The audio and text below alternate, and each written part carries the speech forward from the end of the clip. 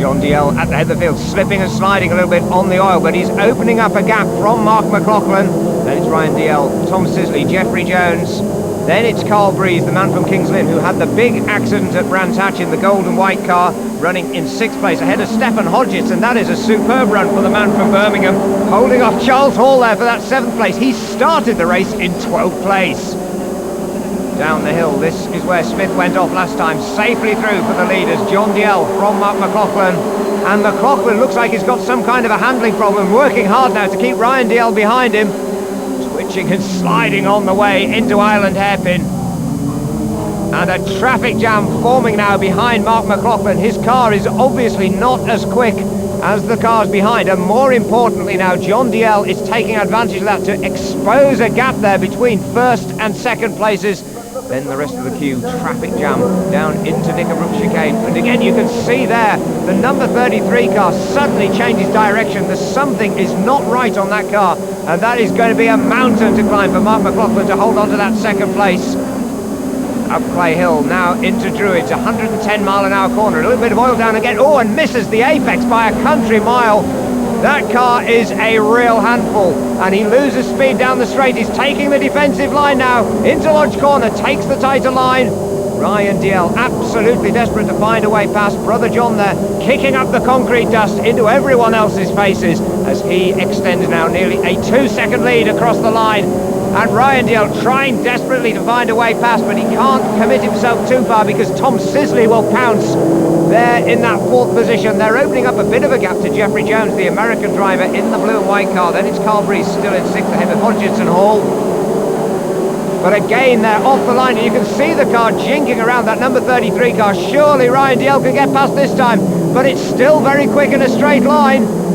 And Mark McLaughlin, demon on the brakes there, but as soon as the car turns into the corner, it's handling like a supermarket trolley, sliding all over, no precision in his handling, but once again he gets it on the straights. He's as quick as anybody else. Now whether that is a setup problem, it looks to me like something maybe flexing in the suspension. It shouldn't be doing quite what it's doing, that is for sure. McLaughlin though doing a great job of defensive driving.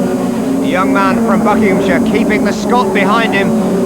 And brother John DL at the moment, Ryan DL 2nd in the championship, really does need to get past and get the championship points for 2nd place. And better still, he needs to get more points than Tom Sisley behind, because Sisley is his championship rival in the number 15 car in 4th place. The cars head down again to Old Hall Corner.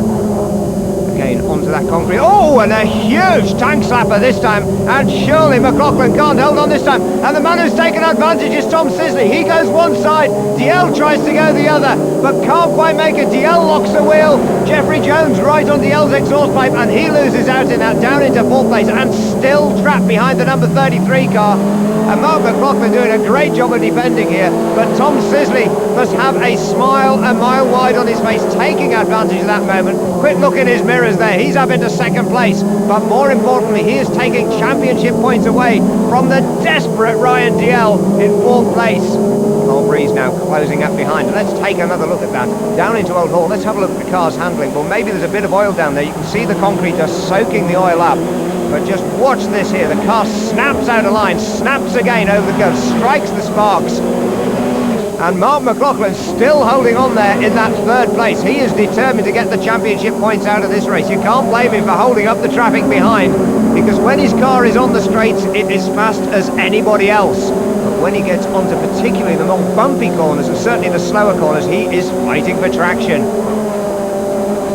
Out of Druids, under the bridge.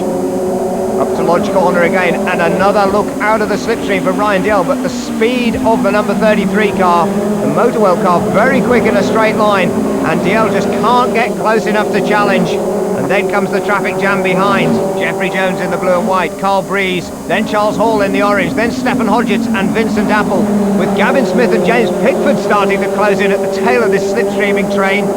And that is Keiko Ihara, the Japanese model, the ex-Benetton grid girl, out of the race in her car. Number 12 though now starting to close in. Jeffrey Jones putting the pressure on Ryan DL. Carl Breeze there in the gold and white right behind, followed by Charles Hall, and then Stefan Hodgetts in 8th. A little bit of gap back to him. This train still locked in behind Tom Sisley. And again handling there the yellow stripe on the crash helmet. Watch car number 33 heading down the chicane. You can see it moving around the track. Great defensive driving now by number 12 as well. Jeffrey Jones, the American driver, holds back Carl Breeze.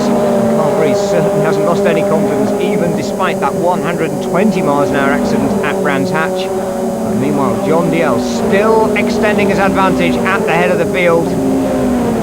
Then come the rest of the pack. Great racing all the way up and down.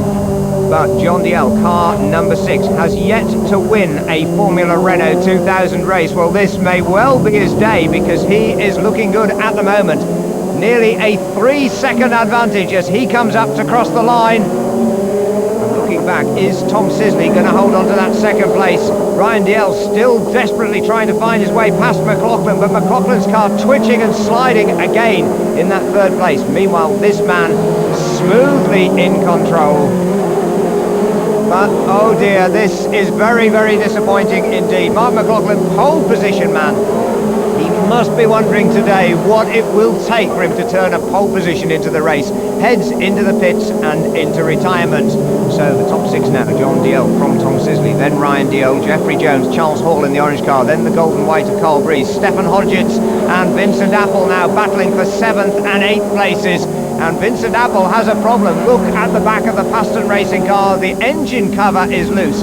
Now that could be more than just a distraction. These cars are very sensitive aerodynamically. They're just like a Formula 1 car. And if that is flapping around, it will be robbing downforce from the back wing.